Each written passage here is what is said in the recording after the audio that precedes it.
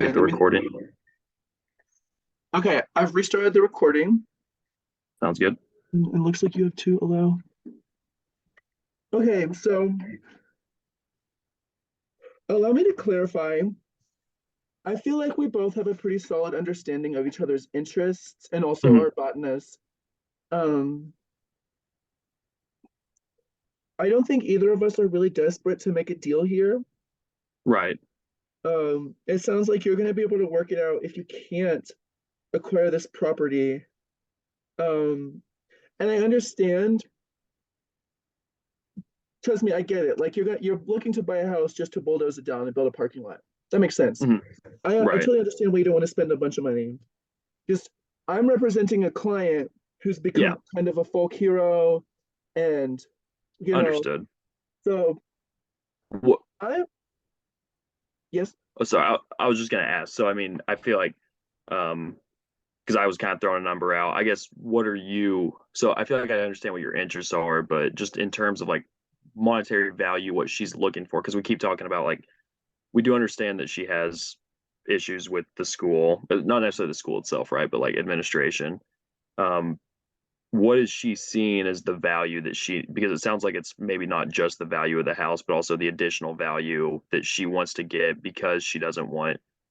exactly. And she and I both understand that the house is not worth a crazy amount of money. And we also it's perfect. We get that if you're going to bulldoze it, it's not worth spending a ton of money on a house. Um, I'm just on strict instructions from her to make the administration of this school pay. Um, so Understood. Yeah. she told me that 1 million sounds like a nice number.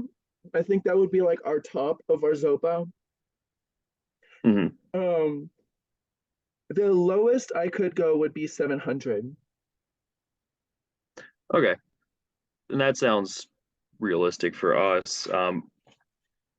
With that, is she still comfortable with that being uh divided up into payments over time? Yeah, and let me say 704, I guess. 700 would be the bottom of where she's comfortable with. But if my instructions are that if we do agree on 700, then you also cover the 3,000 to 4,000 that it's going to take to get her out Yeah, that's costs. that's understandable. Um, um and yeah, spreading it out over time should not. Are you vaping right now? oh no, sorry, this is my pen. I was about to be like, King, okay. No, that's sorry, that looked bad, Oh, that but would have been that's so just my funny. pen. Um, no, so yeah, if we go 700 plus the 4,000 to get her moved, I would have to double check, but I don't see any issue with her. Oh no, are you still there? Yes. Oh, I think the last video just finished downloading. It came up. Um, Okay. so yeah, I don't see any issue with her because her main concern would be paying rent. I would have to double check, but I would be willing to go ahead and draft a contract, and I could probably call her and be back with you in like an hour. Yeah, that makes sense. So it sounds like her bottom dollar 704,000 essentially because we're paying for the move. Right. Um, so we found it to be 300, and so assuming 10 year, and this is she's able to move out in 2 years, you said? She would only need at the longest a year. Um, if for some reason you needed her rushed, she could do it in 3 months, but ideally it would be a year. Okay.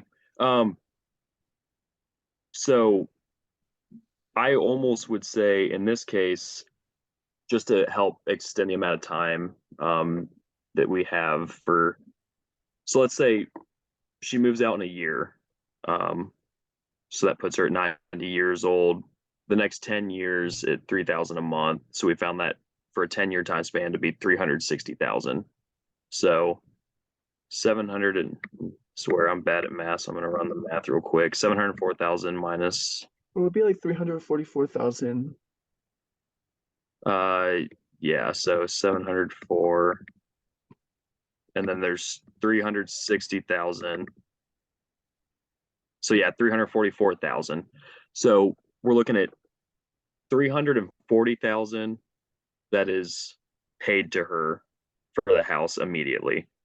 There's 4,000 paid in a year for moving costs. Right. And I don't just I've never done a mover before, but I would I assume That's that you something where pay I would, once it's moved. yeah, like it would that if she estimates it to be 4,000, then that should be totally fine. Okay. Okay, so again, just to write, so 340,000 paid now. If you would like to space out the rest of it, I don't think it would be an issue to also space out. We're not under pressure to get the lump sum. So if it would work better for you, we could space the whole thing out. Okay, just the entire thing spaced out. So 704 um divided by 12.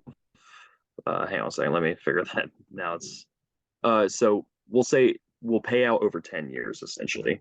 Hmm. Does that sound fair? And then if she passes, the payment just continues on to her estate, which is divided amongst her next of kin. So Right. over 10 years, we're covering 704,000. Um, so she's getting 70,400 a year. Would she prefer a monthly payment, I'm assuming? Yes, to make pay. So how many, let me calculate how many months that would be So that's 5,866.66 repeated per month. per month. Okay. Yeah, that's something we would be willing to go with. Again, I'm gonna have to call her really quickly, but I think that she would be willing to go for that. So I'm willing to draft the contract now, Okay, so and this is contingent. She's moved out in 1 year. So which should just to not be an confirm. issue.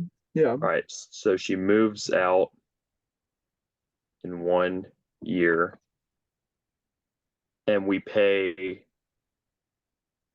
seven 70,400, just so it doesn't get weird with the decimals. 700. 70,400 per year for 10 years Oh, yeah, divided monthly. 70,400 divided monthly. Just that way they can add an extra dollar somewhere so it's not the weird decimal place. But Hmm. okay, moves out in a year. So she ends up getting 704,000 total for her house. She's out within a year, and then at that point, there she has no real connection to the house anymore. It's just a payment plan coming from us. And do you know how this would be taxed? Since you're a Christian university, do you have any tax write-offs? Uh, this wouldn't be something, since this is us building. We're not going to get write-offs or things like that. That's it wouldn't. It's not like it's a things could work differently if she was like donating as far as tax write-offs. But honestly, in her situation, it's probably just going to be easiest. Um, for again, she's it's not she's going to like donate the house to us per se, anything like that. Okay, so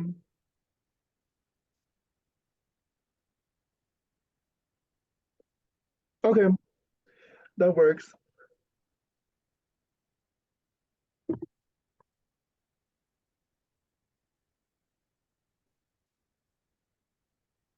And Okay, I'm so just let me get this straight. We're going to go yep, forward with a $704,000 payment over 10 years. Contingent, Miss Elsie agrees. And if in case she does pass away in those 10 years, it will continue to her next of kin. yes. We'll continue with the monthly payment, but it'll just be the next of kin. Right. And she will have up to a year to move out. Yep. And we won't do anything separate with the moving costs, since that 4,000 is just additionally added onto the 700,000. So she'll just keep getting money as per usual. By that point, she'll have already made 70,000. So moving costs shouldn't be a concern within that Okay. 1 year. And this will be insured by a contract. Yep. Written contract signed by you and I as lawyers, which should keep anything from falling apart. And that contract will be valid, not just since it's written out that her next of kin will receive the money. There's no fear of And something how do we know, happening. what if the school declares bankruptcy? So in that instance, I will say I don't think you have any need necessarily to worry about that, given the fact that this school has been around for over 100 years and is in a financial position to be building these kind of institutions.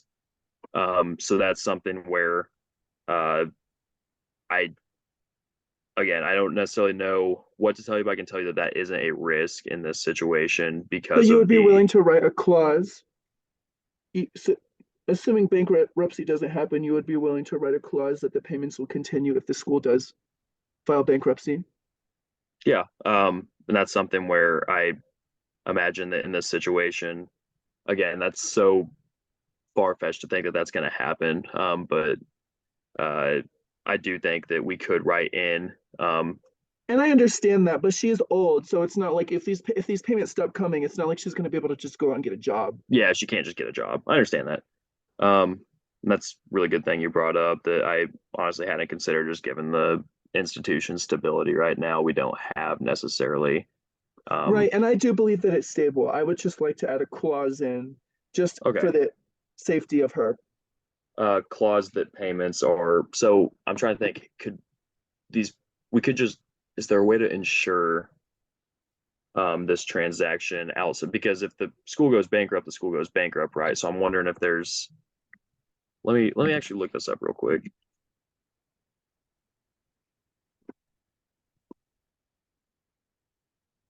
because I would imagine that there's a type of bankruptcy, almost insurance or something like that. Yeah, I don't know a lot about bankruptcy, but I think that your debt gets written off or something.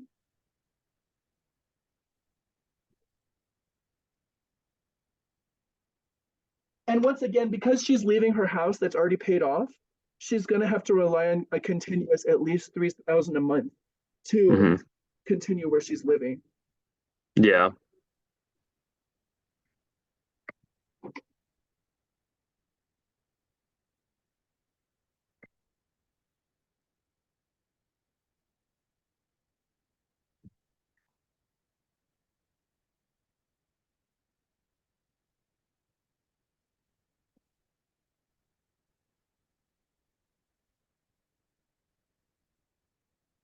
Um,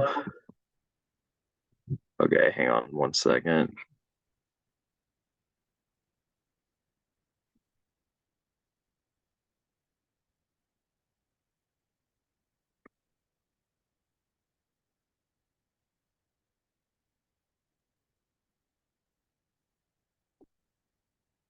Yeah, I'm struggling to find anything that says exactly what happens in this situation. But So it says bankrupt. In my research, it says that bankruptcy eliminates debts. So we would basically just be filing this as not a debt, um, but some form of payment. Um, like you said, I also don't hope that the school fails. I just have to go through the whole checklist to make sure that she's yep, insured for the next 10 years. Um, understood. So we can write that. I think it sounds like, from my own calculations that I showed you earlier, it sounds like there's some money coming into the school. I don't know. I don't assume you to Yeah, know where it's going, but I assume somebody's profiting. Um, right. so could we just write the clause saying that whoever's in charge is going to make sure that this goes through for the Well, we next? could also just write that if the family requests, we can the school will meet with them again to discuss altering not the payment amount, but payment options. So at the request of the family, there will be a meeting held.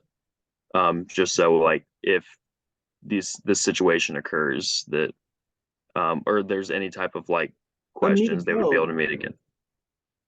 What was that? A meeting held. Yeah. So I mean that they're like legal representatives such as yourself could come meet with our legal representatives and discuss altering the payment option. if Or I'm if you run out of money. uh and again, I don't think this is something where the school's just gonna like wake up and be out of money necessarily. And I agree. But I Yeah. just want a clause in there that's just gonna say that the payments are gonna continue if y'all file bankruptcy. Okay. I don't think a meeting is gonna solve her Yeah, issues of that payment makes stuff coming sense. in. Um, yeah, I guess it's just something where I'm not familiar enough with bankruptcy, but uh, I'm comfortable writing that in there. Okay, well, you can Mostly, ask that because I'm gonna have to take my moment to call yeah. Miss Elsie to double check with the payments. You can just Okay. double check with Yep. the school. So I'll double check with that and make sure, and we can confirm how that goes. Because again, it's something where I am not familiar enough with that to speak. I I'm not am familiar with willing to do bankruptcy that out either. of, yeah, out of an abundance of confidence that this is we're most likely talking about something that's like not even in the realm of possibility. But that's okay. I understand your concern. Okay, well, I think that it sounds like a fair deal to me. Are Mhm. you okay to move forward with this?